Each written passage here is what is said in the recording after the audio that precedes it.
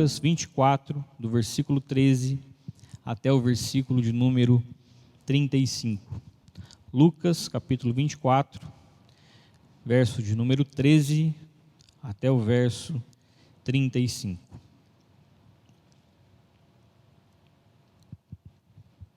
Diz assim a palavra de Deus: Naquele mesmo dia, 2 dos seguidores de Jesus caminhavam para o povoado de Emaús, a 11 quilômetros de Jerusalém. No caminho falavam a respeito de tudo o que havia acontecido. Enquanto conversavam e discutiam, o próprio Jesus se aproximou e começou a andar com eles. Os olhos deles, porém, estavam como que impedidos de reconhecê-lo. Jesus lhes perguntou: sobre o que vocês tanto debatem enquanto caminham? Eles pararam com o rosto entristecido. Então um deles, chamado Cleopas, respondeu: você deve ser a única pessoa em Jerusalém que não sabe das coisas que aconteceram lá nos últimos dias. Que coisas? Perguntou Jesus. As coisas que aconteceram com Jesus de Nazaré, responderam eles. Ele era um profeta de palavras e ações poderosas aos olhos de Deus e de todo o povo. Mas os principais sacerdotes e outros líderes religiosos o entregaram para que fosse condenado à morte e o crucificaram. Tínhamos esperança de que ele fosse aquele que resgataria Israel. Isso tudo aconteceu há 3 dias. Algumas mulheres de nosso grupo foram até seu túmulo hoje, bem cedo, e voltaram contando uma história surpreendente. Disseram que o corpo havia sumido e que viram anjos que lhes disseram que Jesus está vivo. Alguns homens de nosso grupo correram até lá para ver, e de fato tudo estava como as mulheres disseram, mas não o viram.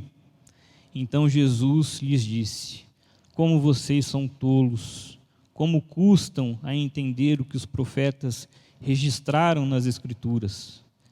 Não percebem que era necessário que o Cristo sofresse essas coisas antes de entrar em sua glória? Então Jesus os conduziu por todos os escritos de Moisés e dos profetas, explicando o que as Escrituras diziam a respeito dele. Aproximando-se de Emaús, o destino deles, Jesus fez como quem seguiria a viagem, mas eles insistiram: fique conosco esta noite, pois já é tarde. E Jesus foi para casa com eles. Quando estavam à mesa, ele tomou o pão e o abençoou. Depois partiu e lhes deu. Então os olhos deles foram abertos e o reconheceram. Nesse momento, ele desapareceu. Disseram um ao outro: não ardia o nosso coração quando ele falava conosco no caminho e nos explicava as Escrituras? E na mesma hora levantaram-se e voltaram para Jerusalém. Ali encontraram os 11 discípulos e outros que estavam reunidos com eles, que lhe disseram: é verdade que o Senhor ressuscitou, ele apareceu a Pedro.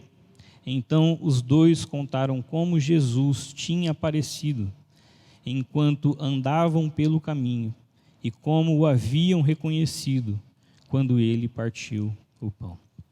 Deus abençoe a sua palavra. Eu quero chamar a sua atenção para um fato interessante.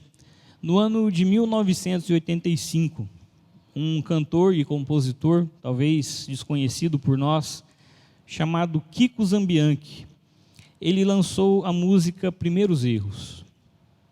15 anos depois, nos anos 2000, essa mesma canção ela foi regravada pela banda brasiliense Capital Inicial. E hoje já se vão 36 anos da existência dessa música, e ela continua a ser tocada nos rádios que nós acompanhamos aqui pelo Brasil. Eu chamo a sua atenção para essa música por conta da sua letra. Ela é uma letra melancólica, até mesmo desanimada. Perceba aqui comigo. Se um dia eu pudesse ver meu passado inteiro e fizesse parar de chover nos primeiros erros, o meu corpo viraria sol, minha mente viraria sol, mas só chove e chove, chove e chove. Dá para entender, dá para perceber que essa canção ela está falando de alguém que perdeu a esperança, alguém que quis olhar para o passado, que olhou para o passado por causa de alguma situação difícil em sua vida, e então ele queria consertar as coisas, mas ele sabia que não era possível, a menos que ele voltasse no tempo, e lá naqueles primeiros erros, ele fizesse novas decisões, fizesse as coisas da maneira que ele entendia ser correta. Contudo, ele sabe que isso não é possível. Ele sabe que o corpo dele não pode ver o sol, que ele não vai conseguir ter esse sol brilhando na sua mente, ou seja, uma clareza, aquela sensação boa de que quando você senta num jardim e o sol vem sobre você, e aí então nós sentimos aquela paz. Ele sabia que isso não era possível, porque chovia e chovia, chovia e chovia. Então veja que não tinha esperança no coração desse homem, desse personagem dessa música. E então me surge a pergunta: por que 36 anos depois de gravada e regravada, essa música ainda faz sucesso? Se nós pensarmos no enredo das músicas brasileiras, se você ouvir pouco das músicas brasileiras, você vai ver que elas são efêmeras. A cada 3 meses, 6 meses, essas músicas vêm e vão e são esquecidas. Mas essa aqui já tem 36 anos e ela continua firme e forte nas rádios. No meu entendimento, essa música ela capta muito bem um dos anseios mais comuns do ser humano: ter uma segunda oportunidade, ter uma outra chance, voltar ao passado e consertar algum erro que determinou hoje a situação da nossa vida. Então, se você já pensou dessa forma, se você tivesse essa chance, se pudesse voltar, você buscaria corrigir os seus primeiros erros? Se tivesse oportunidade, seria um filho melhor? Ouviria mais os seus pais? Se tivesse oportunidade, seria um marido melhor? Seria uma esposa melhor? Se tivesse oportunidade, estudaria mais? Aproveitaria aquelas chances que passaram diante dos seus olhos e que você não deu valor? Eu não duvido de que se nós tivéssemos tal oportunidade, nós voltaríamos no tempo e buscaríamos fazer as coisas de modo diferente. Assim como o personagem dessa música, ele com certeza desejaria fazer melhor, porque eu entendo que isso é um anseio comum no coração humano. Aquele que não tem Cristo, ele vive uma vida desesperançosa, sem um objetivo pelo qual vale a pena se desgastar. Mas, afinal, o que essa história tem a ver com a história narrada por Lucas, que nós acabamos de ler? E certamente é a falta de esperança. Esse personagem perdeu a esperança. Esses homens a caminho, esses discípulos, esses seguidores a caminho de Emaús, eles também tinham perdido a esperança no Senhor Jesus. Então Lucas, aqui no seu evangelho, ele está nos contando de que esses homens pensavam agora de que não valia a pena seguir Jesus. E se eles pudessem nunca ter deixado Emaús, com certeza eles teriam feito isso.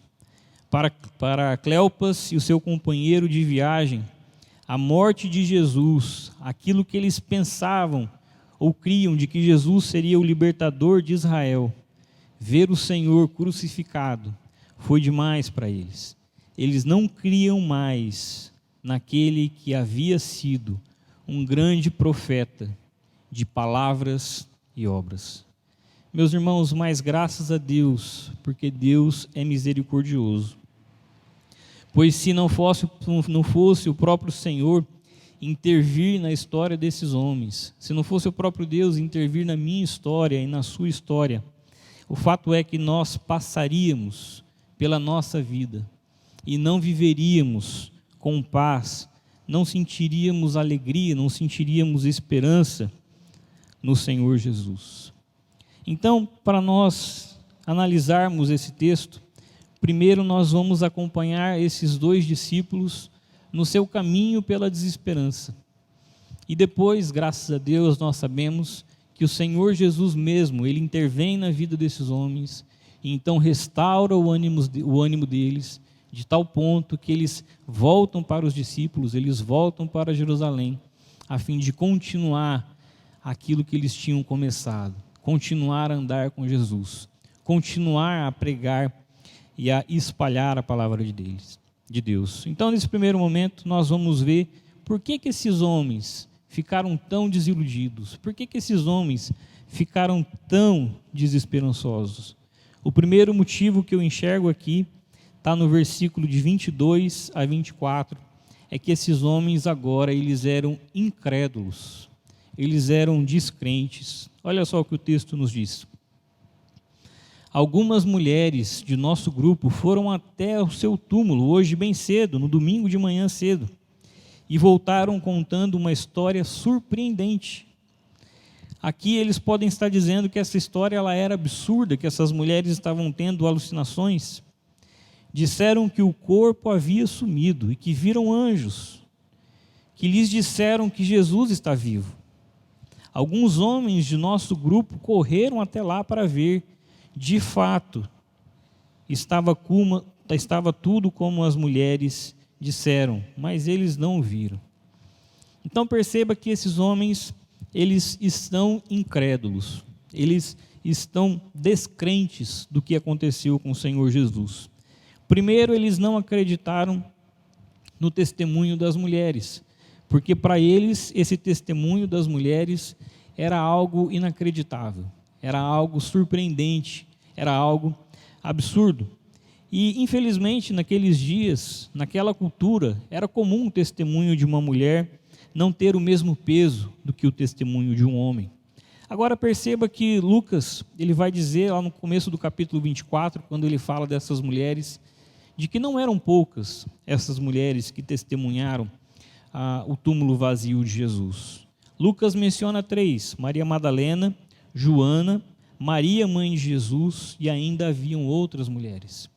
Essas mulheres não eram qualquer mulheres, elas estavam sempre acompanhando o Senhor Jesus, de tal maneira que o que elas disseram deveria ter algum crédito para aqueles homens. Mas eles não creram, eles desacreditaram do testemunho daquelas mulheres.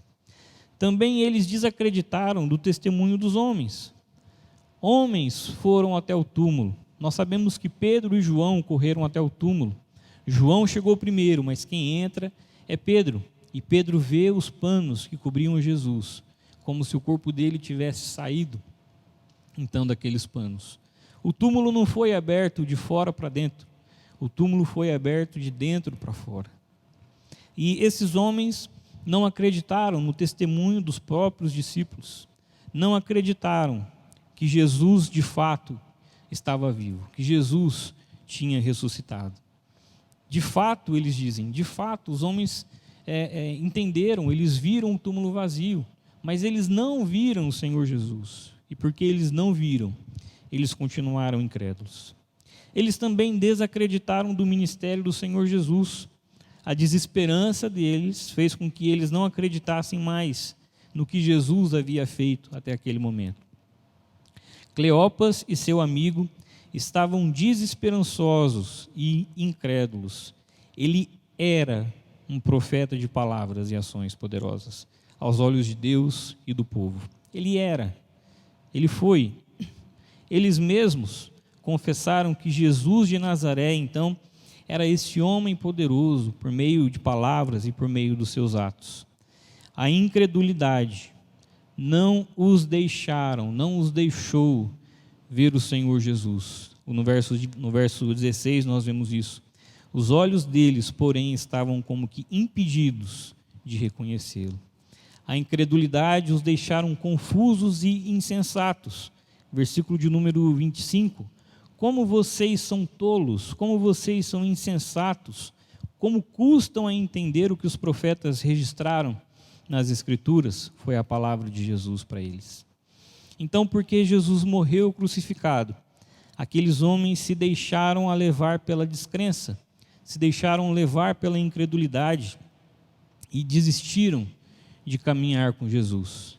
Se eles pudessem, se eles soubessem que Jesus seria crucificado, que Jesus morreria naquele lugar, naquele vale da caveira, esses homens com certeza não tinham saído de suas casas. Eles consideravam a morte de Jesus um grande erro na própria vida deles. Como que isso pode ser verdade? Como que isso pode ser trazido para a minha vida e para a sua vida? Assim como aconteceu com esses discípulos, para muitos hoje, a mensagem da cruz, ela é incompreensível. Não só incompreensível, mas ela é inadmissível. As pessoas não creem que Jesus tenha ressuscitado. Apesar de ser comprovado historicamente, apesar de ser comprovado cientificamente, apesar de ser comprovado biblicamente, muitas pessoas entendem a história, a vida de Jesus, como uma grande farsa. Não acreditam que Jesus tenha existido ou que Jesus tenha morrido, muito mais que ele tenha ressuscitado. A incredulidade torna as pessoas cegas para a verdade do Evangelho. Elas ficam duras, o seu coração endurecem, elas ficam abatidas, elas ficam sem esperança na vida. E ainda que elas tenham um trabalho, ainda que elas estudem, ainda que elas viajem, ainda que elas passeiem com seus amigos, não existe verdadeira esperança, não existe verdadeira alegria. E aí então eu perguntei para mim e eu pergunto para você: e como que eu estou? Como que você está? As coisas que têm nos acontecido nos últimos meses tem sido um fardo para você, a ponto de você se desanimar da caminhada cristã? Agora, na sua mente, tudo parece embaçado, você só ouve o barulho do seu coração? Se você nunca teve esperança de que Jesus é Deus, então hoje é o dia de você ter os seus olhos abertos, tirar os seus olhos de si mesmos e voltarem para o Senhor Deus, para o Senhor Jesus, aquele que é Salvador. Então, creia que o túmulo está vazio. Jesus, ele venceu a morte, Jesus ressuscitou. O segundo motivo que levou esses seguidores de Jesus a perderem a esperança foi: eles criam num evangelho que não era o evangelho anunciado pelos profetas, por Moisés, pelos salmos. Não era o evangelho anunciado nas Escrituras. Veja que no verso 21, eles dizem: tínhamos esperança que esse Jesus, que esse Messias, ele resgataria a Israel, que ele fosse aquele. E isso tudo aconteceu há 3 dias, então nós já temos tempo demais para entender de que não podemos mais ter esperança na vida desse homem. Então eles voltam para suas casas. Esses seguidores de Jesus falavam de tudo o que havia acontecido, aquilo que havia acontecido nos últimos dias em Jerusalém. Verso 14 e 15 diz: no caminho falavam a respeito, conversavam e discutiam, como 2 filósofos. Eles discutiam e debatiam. O pastor Leandro, pregando nesse texto, disse que era como que um jogando a bola para o outro. Aqueles 2 homens, eles estavam encorajando ou confortando um ao outro com um debate, com uma discussão sobre o que havia acontecido em Jerusalém naqueles dias. Eles acreditavam que Jesus poderia ser sim a resposta política para que eles tanto esperavam de Israel, mas eles perderam a esperança de dias melhores, de poder voltar a dias normais no reino de Israel. O Evangelho, a mensagem que ressoa em seus corações, nada tinha a ver com aquela que era pregada pelo próprio Senhor Jesus. Para eles e grande parte da população dos seus dias, a esperança em Jesus, a esperança de que Ele era o Messias, o resgatador de Israel, tinha chegado ao fim com a sua morte na cruz. Da mesma forma, muitas pessoas hoje, elas estão atrás de Jesus, mas elas não estão atrás do Jesus das Escrituras, do Jesus que de Gênesis a Malaquias, de Mateus até Apocalipse, revela o Salvador, revela o Deus da glória, o Senhor Jesus. Muitas pessoas estão atrás de Jesus, porque elas querem que Ele se encaixe na sua cosmovisão. Para uns, Jesus é a solução política do seu país. Para outros, Jesus é a resposta para que eles sejam prósperos, para que eles sejam bem-sucedidos, para que eles vivam sempre felizes, para que eles não sejam alcançados pela doença. Ainda tem aqueles que pensam que Jesus é um tema apenas para ser debatido. Eles conhecem a história de Jesus, conhecem partes ou faces da teologia, conhecem as suas obras e as usam como justificativa social, mas recusam o evangelho verdadeiro, aquele único que pode trazer vida e libertar do pecado. Quem deseja crer em Jesus e não crê no evangelho da Bíblia, ele em algum momento vai se deparar com desesperança.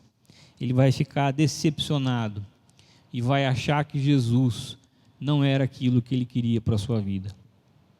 Essa semana eu vi brevemente uma matéria entrando no site do Yahoo, não cheguei a abrir, não lembro nem o nome da pessoa, mas eu sei que ela foi famosa algum tempo atrás, e ela quase morreu porque ela tinha colocado silicone, o silicone estourou no corpo dela, eu não lembro o nome dela, mas que depois de curada, ela procurou uma igreja, e lá naquela igreja, então, ela se dizia abençoada, dizia que era convertida, que conhecia Jesus, mas nessa semana, ela declarou que conhecer a igreja, voltar para a igreja, foi a pior decisão da vida dela. Essa mulher nunca creu em Jesus, nunca confiou no Jesus verdadeiramente exposto pela palavra de Deus. Isso é um alerta para mim e para você. Que tipo de Jesus você tem seguido? Se não é o Jesus bíblico, ainda há tempo de você conhecê-lo e de você ser salvo.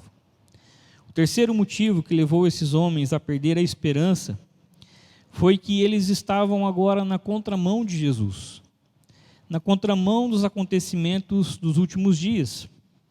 Eles deixaram o grupo dos apóstolos e eles fizeram isso no mesmo dia em que as mulheres, em que aqueles homens voltaram testemunhando de que Jesus estava vivo. No mesmo dia, dizem que eles voltaram ainda no final da tarde, começo da noite, e caminhavam lentamente, caminhavam tristes de volta para a sua cidade.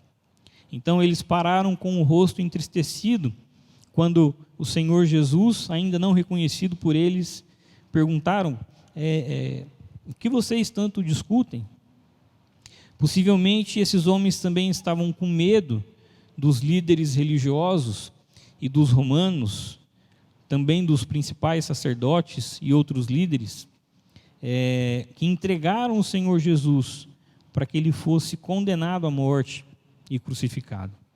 Sem esperança no Senhor Jesus, independente do motivo, eles não queriam mais estar em Jerusalém. Eles estavam na contramão, a caminho de Emaús. A falta de esperança já te colocou alguma vez na contramão do caminho do Senhor Jesus, do caminho do povo de Deus?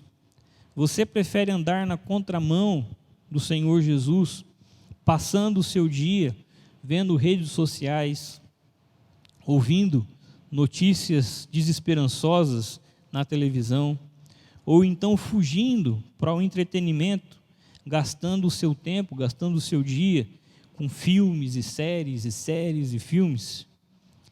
Quem sabe você esteja no caminho, o caminho que é contrário a Jesus, e você tem se dedicado à bebida, você tem se envolvido com drogas, você tem vivido com pornografia.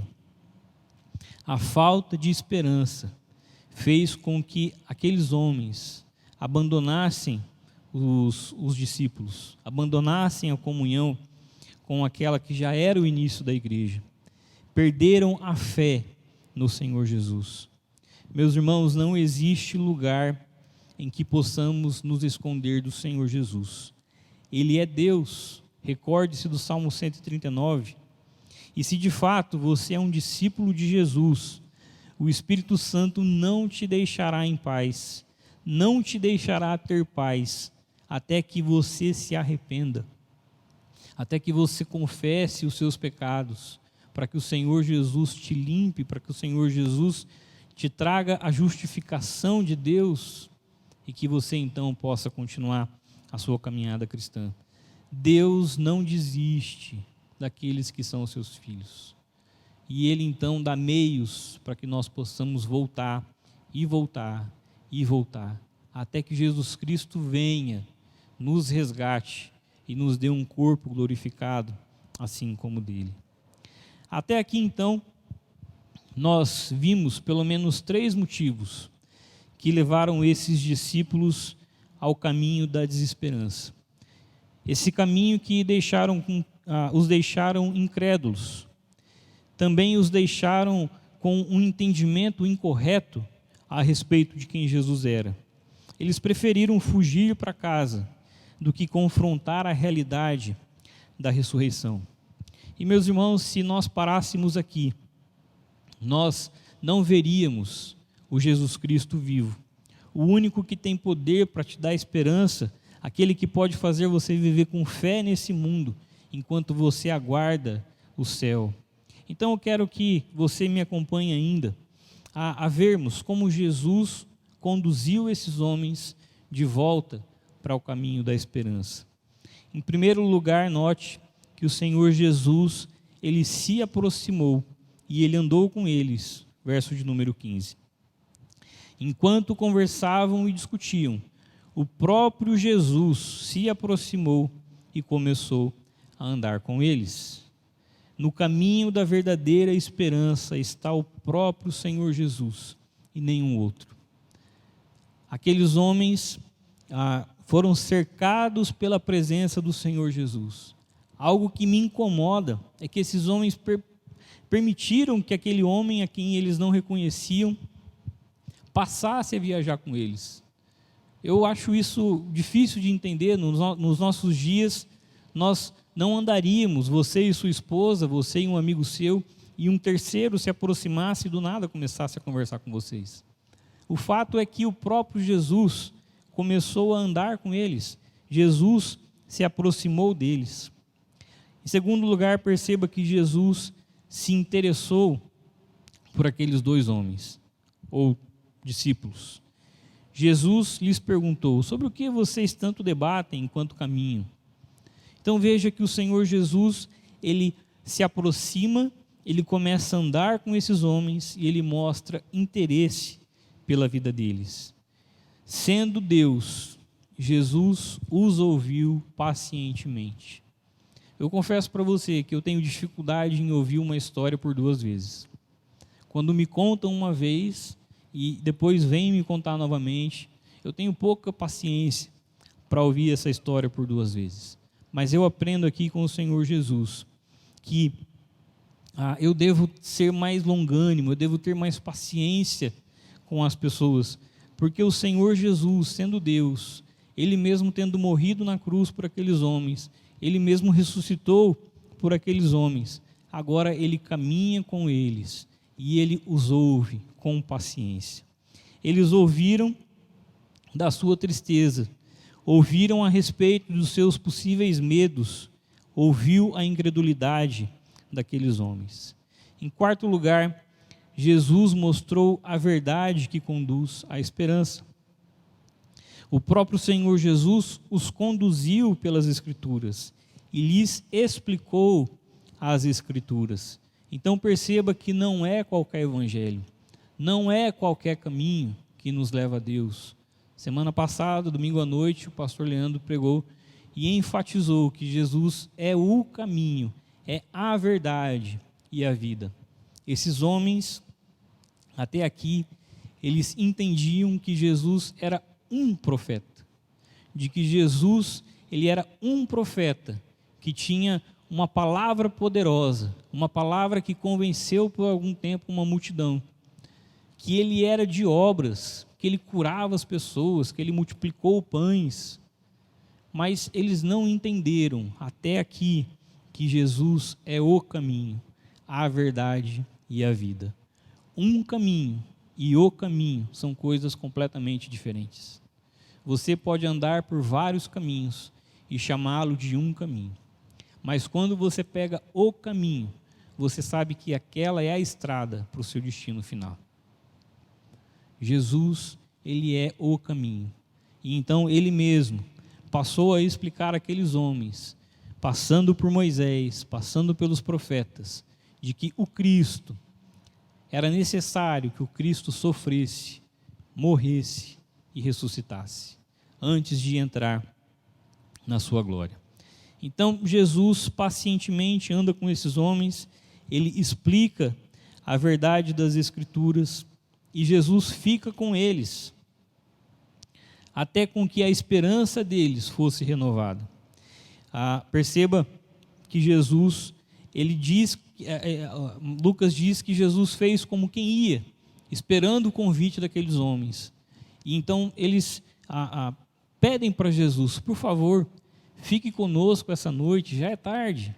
Então Jesus entra e vai até a casa daqueles dois discípulos.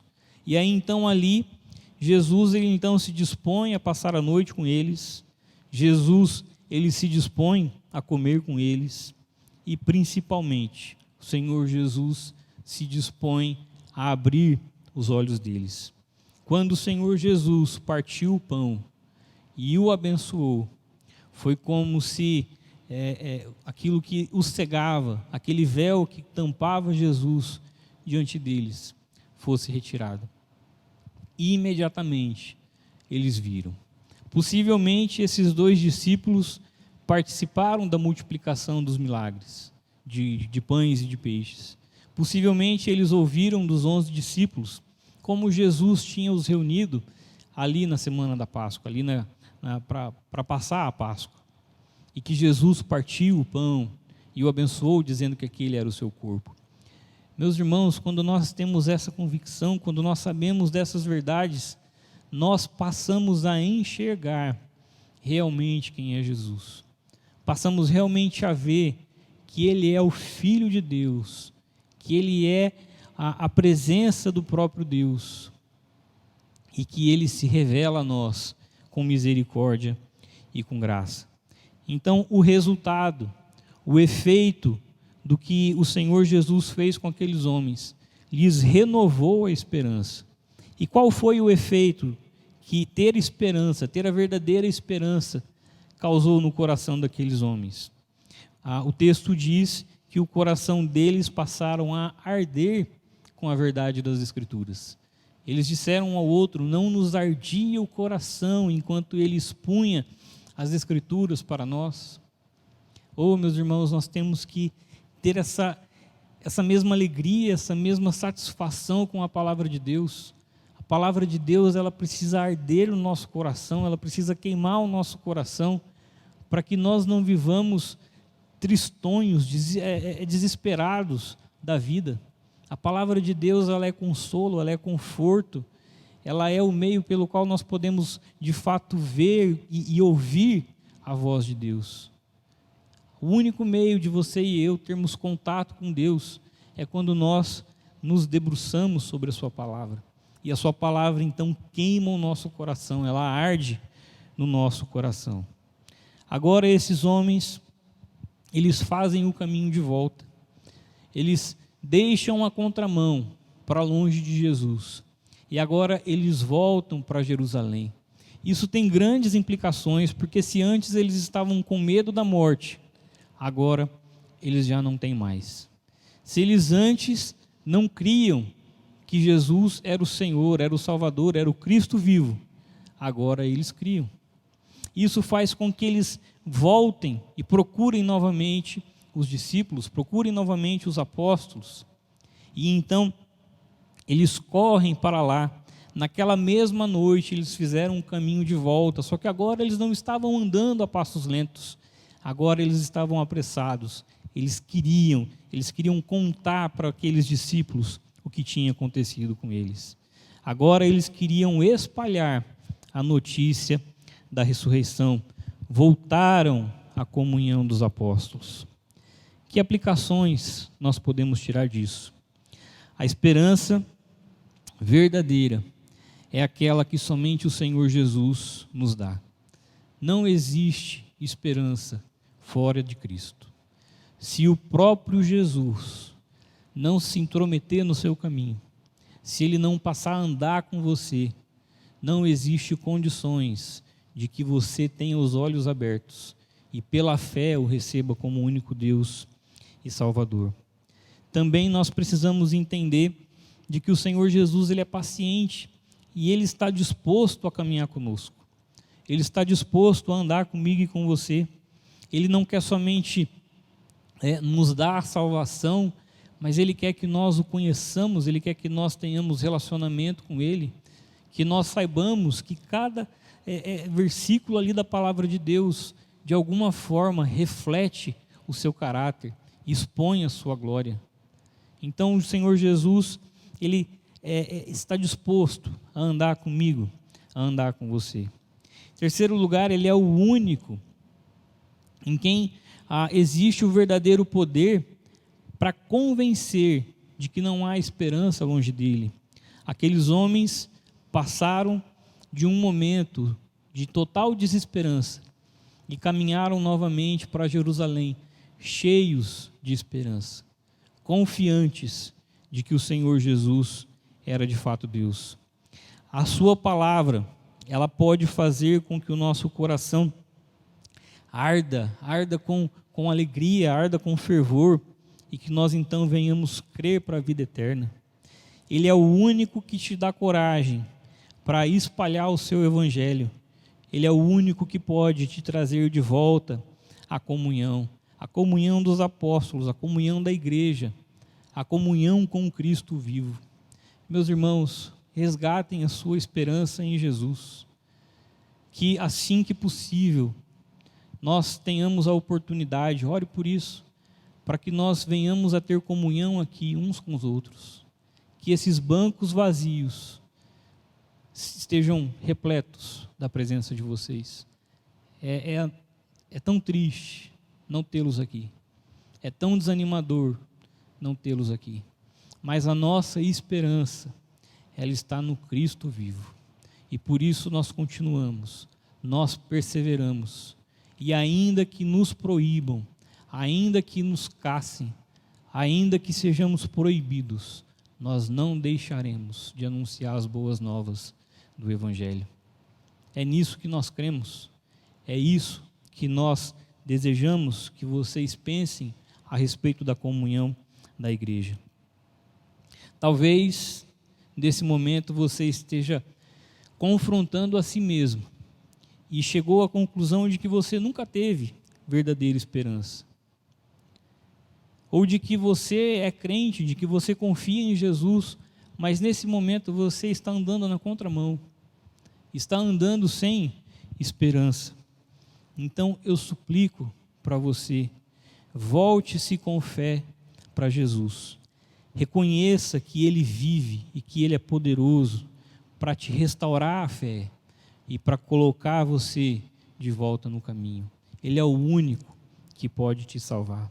Meus irmãos, essa é a minha oração por vocês. Esse é o desejo do meu coração desde o menor, desde aquela criança pequena que aparece aqui, até aquele idoso que já vem na igreja trazido por seus parentes, de que todos nós tenhamos confiança e esperança plena de que Jesus é o Senhor, é o Salvador. Creia nisso. Antes de concluirmos, quero relembrar de que nós começamos com uma música que fala da desesperança. Agora eu quero que você saiba de uma música, ou recorde de uma música, na verdade um hino do cantor cristão, que fala a respeito da esperança que nós podemos ter em Senhor Jesus.